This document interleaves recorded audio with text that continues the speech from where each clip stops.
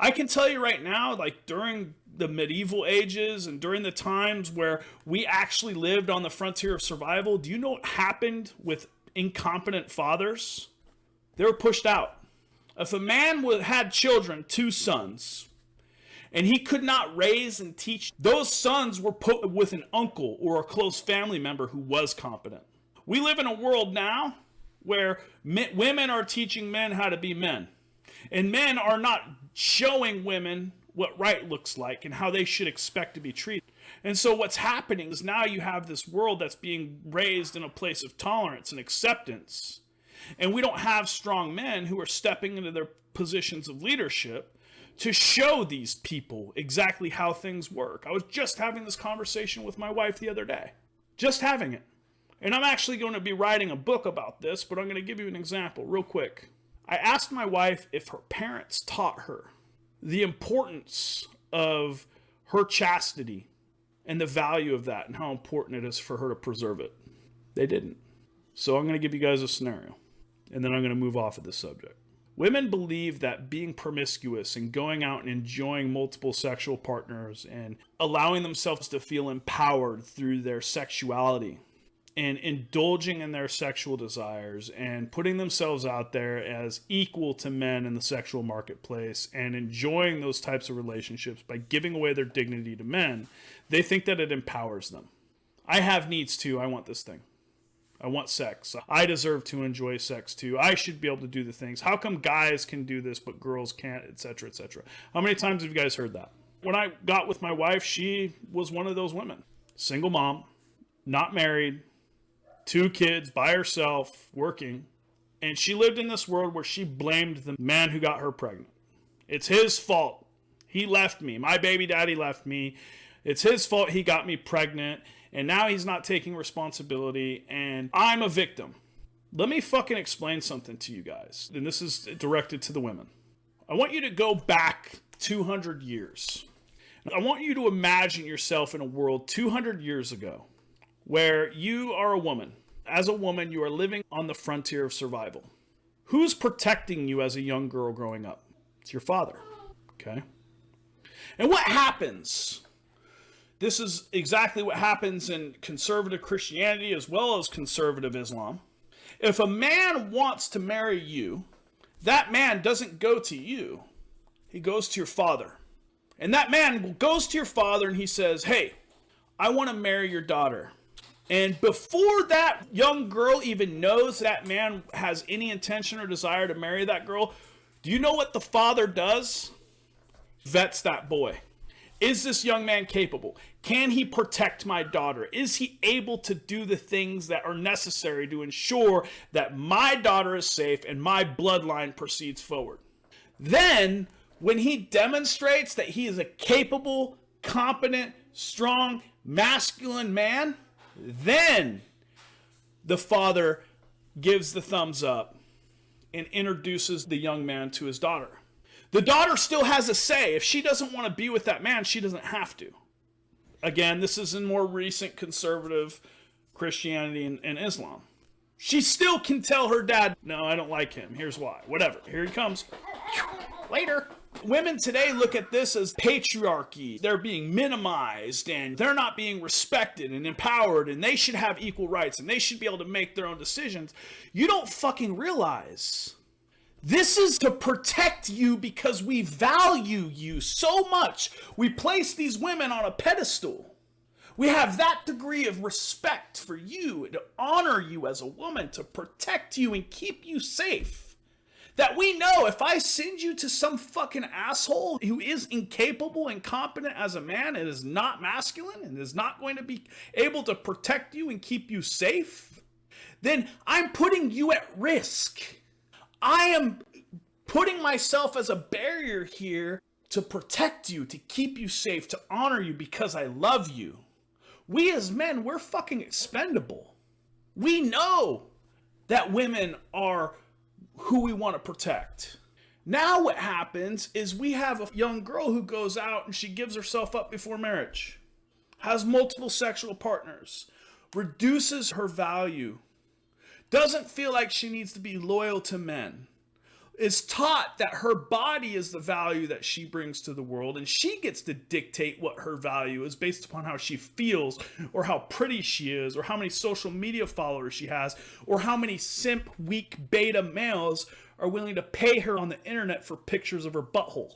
And because this young woman hasn't been taught the value of her chastity and the importance of her keeping that safe, she's going to be taken advantage of by men who have no desire to pursue a relationship and have children and build a family with her.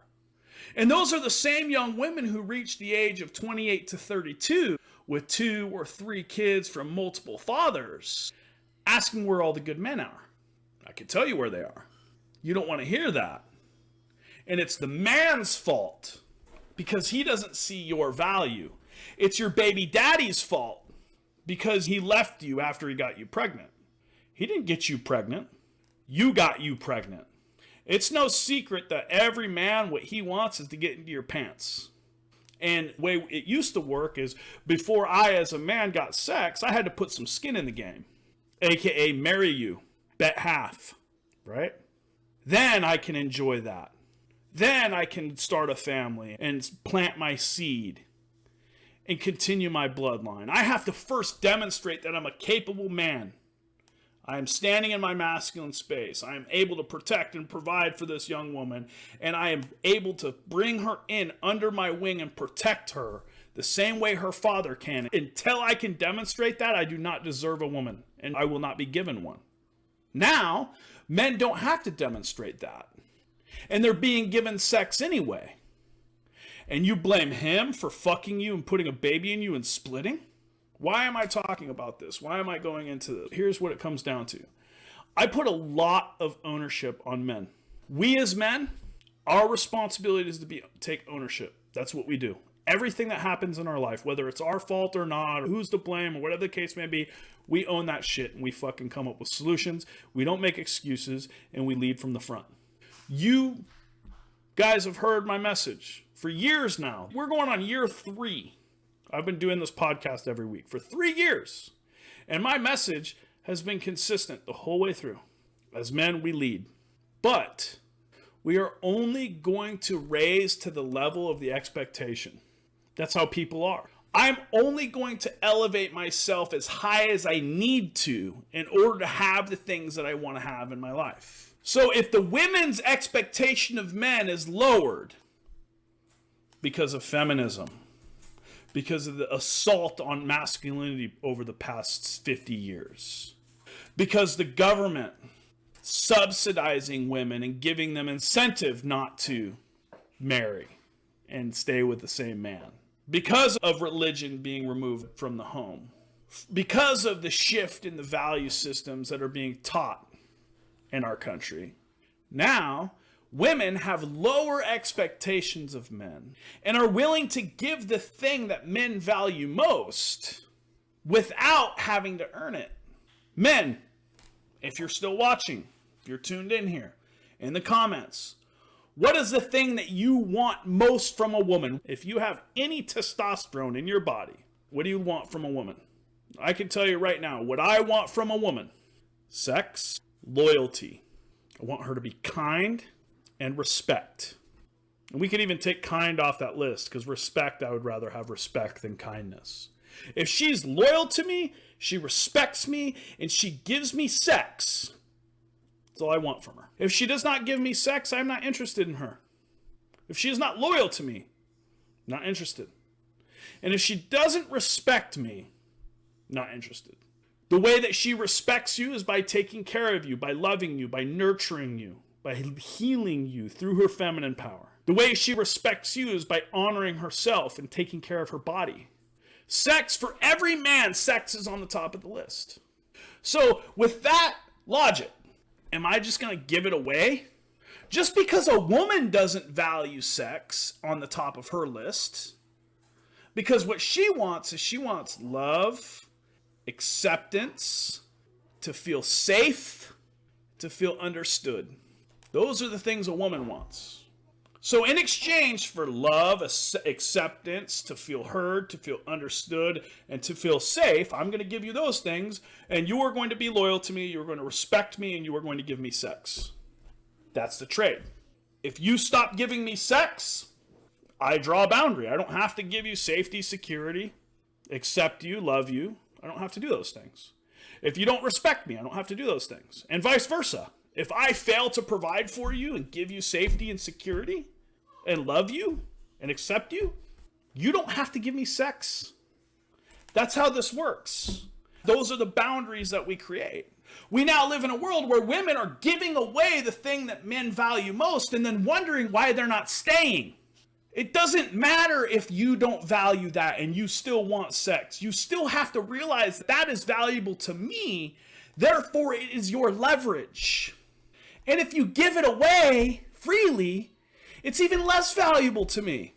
Because the last thing I want to be doing is sticking my dick into something that 30 other motherfuckers have been in before. One of the things that makes something very valuable is scarcity. If access to your body and the thing that you are able to provide me that I value most isn't scarce, aka you're like a doorknob, everybody gets a turn, then I do not value what you have to offer because it's easy to get. That's the only reason men buy fucking Lamborghinis and Ferraris and Bugattis like Andrew Tate talks about, right? It's not because it's a cool car. I could give a fuck. For most men, a car just gets you from A to B. The only reason I want one is because not all men can have one. Agree? We want the things that most men can't have. That's how we demonstrate status. Don't be surprised if your man doesn't respect you if you were a prostitute before you met him. And I'm sorry to make this whole thing sound so transactional, but believe it or not, I honestly believe that most women, they don't understand this. Who disagrees with anything that I just said about this whole relationship thing? Do me a favor, drop a comment. Let me know where you're at with that. All right, we got lots of guys. Sanford, you agree. Kenneth, you agree. All right, what else we got over here? Hell yeah, man. Toby agrees. Andrew Bowman agrees. Jason, everybody agrees. Men, that whole thing that I just explained, if you have daughters, you need to teach them that. In a world where women have this level of understanding of the concept that I just explained, they're going to very quickly realize that is what empowers them the most. I'm not pointing this out to be offensive or disrespectful towards women, but I want you to tell me, how many female inventors do you know of whose inventions changed the course of the world? How many? Can anyone think of the name of a single female inventor like Nikola Tesla, Albert Einstein, Benjamin Franklin, like these people who invented things that literally changed the course of human civilization? Can you guys think of any female inventors who did that? Okay, so Madame Curie, that's one. Any others? Why do you think that is? This isn't a knock on women. Josh Ashbury, women changed when they were forced to work outside of the home. They weren't forced, they wanted that. They asked for it. Women have been asking for this. The civil rights movement for women, this is a female-led thing. They've been asking for these things. They asked to go to work. We just gave them what they wanted. Men don't say no to women. You can ask my wife. She asks me for something, I make sure that she gets it. It doesn't matter what it is. You want to be able to vote? Here you go. You want to go to work? I'm not going to fucking complain. Here you go. Right? We build the world for them. Women are the ones with the power. The influence of a woman, created through the sexual polarity and desire from a man, love, is literally the force that has created the world. I am pro-woman. I believe that we as men need to be better. We need to step up. We need to take accountability. We need to take ownership. We need to stand in our masculine space and lead as men. That is our job. The only way for that to happen is if women expect it. Josh said, I wear the pants in my house, but she picks what pants I wear. There you go. Phenomenal example, Josh. Thank you for that. We give them what they want. We don't say no. We are now to a point where that has escalated and elevated so far that they forget the only reason why they're in the situation that they're in, where they're complaining about the fucking marks of the world going around and fucking them and leaving them dead dry with a baby and nobody to look to raise them. The only reason those situations exist is because women asked for it. Don't blame the fuckboy when you were the one who gave him what he wanted from you.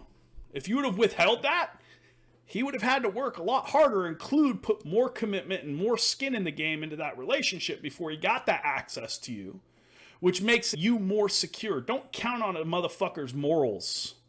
You leave nothing to hope. Leverage has to exist. Women have more to lose.